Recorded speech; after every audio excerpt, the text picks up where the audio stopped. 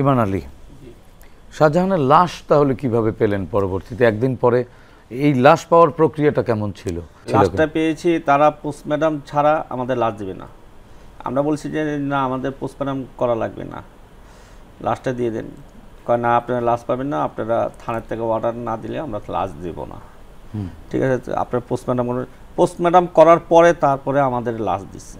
একমাত্র আমার এই ছেলের উপরে সংসারটা আমাদের সব চলতো।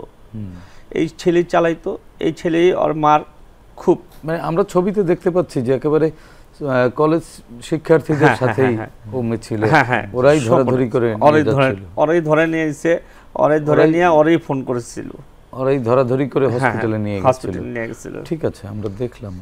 এরপরে ওর চেহারায় কতগুলো গুলি ছিল, ওর শরীরে কতগুলো গুলি? বাবা হিসেবে আপনি যখন দেখলেন শাহজাহানকে, তখন আসলে আপনি কি স্বাভাবিকভাবে নিতে পারছিলেন কিনা? না, কারণ এটা তো আপনার স্বপ্ন, সন্তান মানে স্বপ্ন। যে স্বপ্নের ছিন্ন ভিন্ন লাশ, বাবা হিসেবে আসলে তখন এটা মানা যায় না, মানার মতো। কি দেখেছিলেন আসলে তার শরীরে? একটু বিস্তারিত বর্ণনা করুন আমাদেরকে। ওর মনে করেন তখন আওয়ামী লীগের কতগুলি লোক ছিল, লোকেরা তাড়াতাড়ি করে মনে করেন দাফন দিয়ে দিচ্ছে। দেওয়ার পরে মনে করেন যে তারা আমরা দেখার মতন, ভালোভাবে দেখার মতন সুযোগ আমাদের দেয়। প্রিয় সন্তানকে শেষবার ভালো করে দেখতেও পারেননি না। যতটুকু দেখেছেন ততটুকুতে কতগুলো শরীরের কোন কোন জায়গায় গুলি পেয়েছেন? এর গুলি পেয়েছে একটা হলো এখানে, আরেকটা এখানে, দুইটা গুলি লাগছে দুই সাইডে। এই দুইটা গুলি লাগছে তার দুইটা গুলি লাগছে নাকের এখান দিয়ে। ওই গুলিটাই মনে করেন যে সে সাথে সাথে ডেট। তখন ওই গুলি দেখে তো আর ঠিক থাকা যায় না।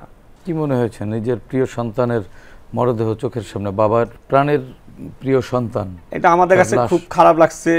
মানে যে ওই বিষয়টা তখন আপনি ওই সময়টাকে আসলে কি মনে হয়েছে আপনার কাছে? সেই সময়টা মনে হয়েছে যে আমার একটা ভালো ছেলে, কামাই ছেলে ছিল, ভালো ছিল। এই ছেলেটা এখন আমার চলে গেছে দুনিয়াতে, তো আমার সবই গেছে গা। তো এখানে তো আমার আর কিছু নেই। তখন তো আমাদের খারাপ লাগবেই, যেহেতু আমি স্টক করেছিলাম, তা আমার কোনো কাজকাম নেই, আমি কাজকাম করতে পারিনি। তো এই ছেলেটাই আমাদের সংসারটা পুরো ভার নিচ্ছিল, এই ছেলেটাই আমাদের সংসারটা খুব চালাইতো। তো এই ছেলে চলে গেছে, যাওয়ার পরে মনে করেন আমরা এমনি ভেঙে পড়ছি। আমাদের মনে করেন যে আর আমাদের কিছুই নেই, আমাদের কিছুই। মানে শাহজাহানকে কি বিয়ে করিয়েছিলেন? হ্যাঁ, বিয়ে করেছিলাম, 9 মাস হয়েছে বিয়ে করেছিলাম, প্রেগন্যান্ট আছে। তার স্ত্রী সন্তান সম্ভব? হ্যাঁ। এই যে অনাগত সন্তান, আপনার যে নাতি, হ্যাঁ, শাহজাহানের সন্তান, সে তো তার বাবাকে আর দেখতে পারবে না পৃথিবীতে। তাকে কিভাবে আপনি দাদা হিসেবে সান্ত্বনা দিবেন? আমার সন্তানের যেভাবে পালছি, আমি যেভাবে মানুষ করছি সেইভাবে নাতিটাও মানুষ করবো যদি আসে দুনিয়াতে, যদি আল্লাহ মুখ দেখায়। আপনি তো নিজে কাজ করতে পারেন না, সেক্ষেত্রে আপনি কিভাবে এই শিশুকে এখন আমার নাতির জন্য আমার নামতে হবে।